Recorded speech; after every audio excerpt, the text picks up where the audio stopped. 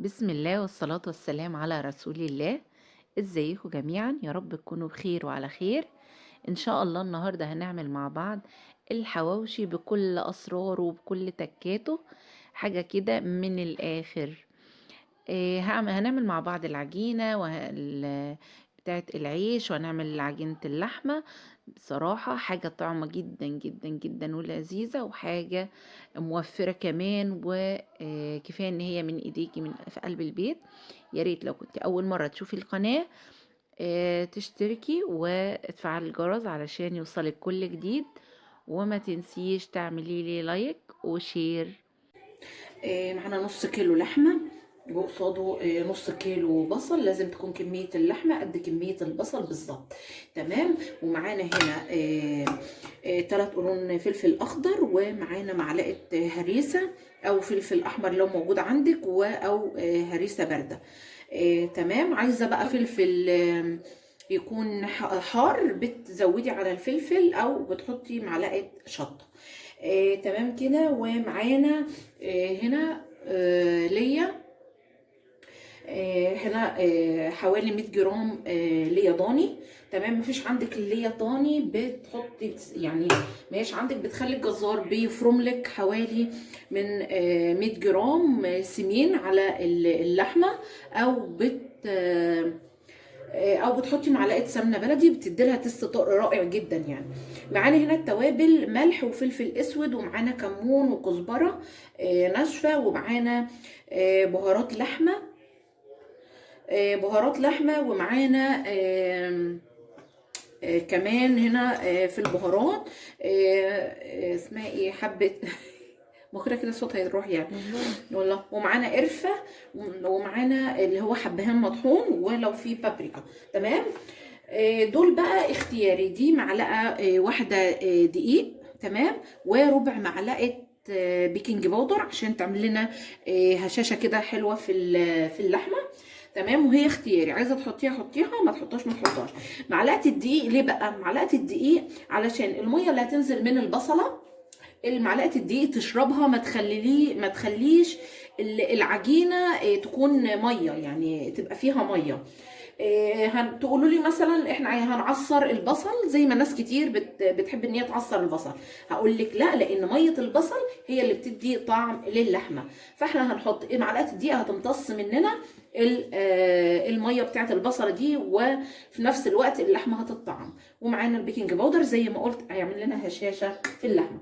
هنقول هنقول بسم الله الرحمن الرحيم. دلوقتي حطينا البصل، جبنا بوله حطينا فيها البصل، وبعدين نزلنا عليها بالفلفل والهريسة او الفلفل الاحمر زي ما انتوا عايزين، وبعدين نزلنا بالتوابل. وهندعك البصلة كده بالفلفل والتوابل، لان لما بتدعكيها كده في الاول بتدي تست رائع بصراحة يعني. وبعدين هننزل عليها بعد ما ندعكها كويس هننزل عليها باللحمة، وكمان هنحط اللية، وهنحط معلقة الدقيق والبيكنج باودر. وزي ما قلت دي اختياري، بس الافضل ان انت تحطيها زي ما قلت ومشي على الخطوات بالظبط، بصراحة تديكي نتيجة رائعة. هندعكها كويس جدا مع بعضها لحد ما تتماسك كده معاكي، وبعدين هنحطها في التلاجة. هتحطيها في التلاجة لو انت عايزة تشتغلي على طول بيها مفيش اي مشكلة، هي كده تمام، بقت تمام. بس الافضل ان انتي تحطيها في التلاجة، بتاخد كده من ما تقعد شوية في التلاجة تديلك طعم احلى طبعا. لكن لو انت عايزة تشتغلي بيها على طول مفيش اي مشكلة. معانا هنا كيلو دقيق، ومعانا مية دافية، ومعانا خميرة، ومعلقتين صغيرين سكر، ورشة ملح. وكمان اهوت هنحط حوالي 3 معالق خميرة صغيرين، ودي معلقة بصل بودر، وهنحط كمان معلقة توم بودر. وزي ما قلت معانا ربع فنجان زيت والمية الدافية. قلبنا كده المواد الجافة مع بعضها. على فكرة البصل البودر والثوم البودر دول اختياري، بس انا بحب اعملهم لان يعني الحته اللي مش بيكون فيها لحمه ولا كده من العيش بصراحه بيبقى طعمها جميل جدا، مفيش حاجات ترم مننا ان شاء الله. وكمان بتدي طعم حلو للعيش.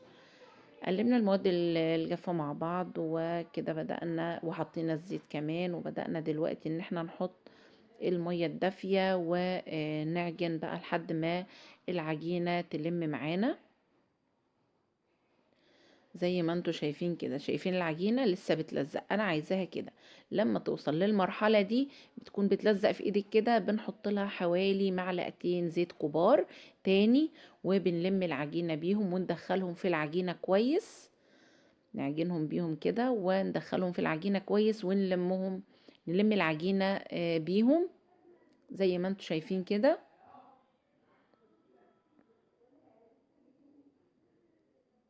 عجينة هايلة بجد وناجحة 100% بجد يعني، ما شاء الله.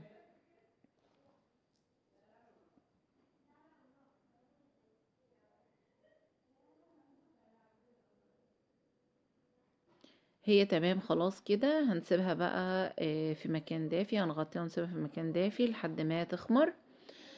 كده تمام. بعد ما العجينة خمرت معانا هنهبطها كده، وبعدين هنجيب بقى شوية زيت كده ونحطهم على الرخامة، طبعا الرخامة نضيفة ومتعقمة. هنحط بقى على الرخامة زيت كده، انا بحط زيت علشان احط اكورها كده، اعملها كور واحطها على الزيت زي ما انتوا شايفين كده. انا هعمل كورة كبيرة وكورة صغيرة. دلوقتي انا بعمل اللي هو الكور الكبيرة، احطها جنب بعضها كده، وهقول لكم ليه. دلوقتي زي ما انتوا شايفين عملت اهو صف كده كامل الكور الكبيرة وقدامها الكور الصغيرة، عشان كل كورة كبيرة هتبقى لها كرة صغيرة من العجين.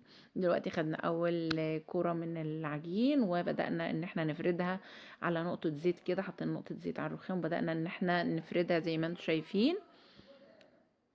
سهلة جدا في الفرد، والعجينة جميلة جميلة جدا جدا جدا معاكي، حلو قوي. هنجيب بعد ما احنا فردناها كده كويس، هنجيب حتة لحمة بقى من اللي هو العجين اللحمة اللي احنا عاملينه الحشوة، وهنبدأ ان احنا نحط كده، بس ما تحطيش على الاطراف، خلي الاطراف ما فيش فيه عشان نعرف نلم العجينة معانا، الرغيف معانا يعني. وهنبدأ ان احنا جبنا الكرة الصغيرة اللي كانت محطوطة قدامها، وبدأنا ان احنا نفردها اصغر منها شوية، وهنبدأ ان احنا نشدها كده بالراحة، نغطي بيها الحشوة بتاعتنا. وبعد كده هنجيب العجينة من تحت زي ما انتوا شايفين كده ونقفلها زي الضفيرة كده، نقفلها كده ما شاء الله زي ما انتوا شايفين كده، ما شاء الله حلوة جدا كده. تمام. رغيف حواوشي حكاية كده. زي ما انتوا شايفين انا جبت صينية بقى اللي هدخلها الفرن ودهنتها زيت وبدأت احط فيها. هنعمل كمان رغيف معاكم اهوت.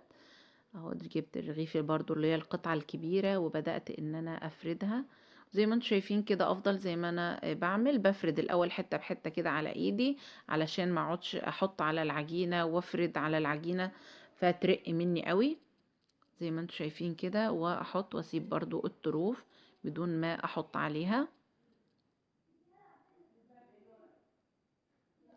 وهنجيب برضو حاطة شوية زيت وبدأت افرد العجينة الصغيرة، الكورة الصغيرة زي ما انتوا شايفين كده، اصغر طبعا برضو من اللي تحت، واشدها كويس جدا كده على الحشوة، واجيب من تحت لفوق الفها كده واقفلها كويس عشان ما تفتحش مننا. زي ما انتوا شايفين ما شاء الله العجينة حلوة جدا وماشية معايا تبارك الله. هبدأ ان انا احطها برضو في الصينية زي ما انتوا شايفين كده. زي ما انتوا شايفين هنا انا حطاها مقلوبة، يعني في واحدة اللي انا بعملها بالشوكة دي هي سايبة اللي هي ناحية الضفيرة فوق، لكن التانية انا قلباها مخليها اللي هي الضفيرة لتحت زي ما انتوا شايفين كده، وخرمتها بالشوكة علشان ما تقبش مني. وبعد ما خلصتهم كده وهبدأ احطهم في الفرن، بجيب معلقة زيت وبالفرشة وبدهن الوش بتاعها، وبعدين بحطها في الفرن. ودي طبعا بعد ما طلعت من الفرن طبعا بحطها على الرف الوسطاني درجة حرارة 180. وما شاء الله زي ما انتم شايفين كده جميلة جدا، واللحمة مستوية والعيش مستوي وطعم اكتر من رائع. بجد بجد انا مش قادرة اوصف لكم كان طعمه حلو ازاي. اتمنى بجد ان انتوا تجربوه، مستنية تعليقاتكم. جنب منه بقى بتاكلوا زي ما انتم شايفين ممكن سلطة، ممكن مخلل، سلطة طحينة، اي حاجة انتوا حابينها. وبألف هنا على قلوبكم، واستنوني ان شاء الله في الفيديو اللي جاي على قناتي مطبخ وصفات دودو. والسلام عليكم.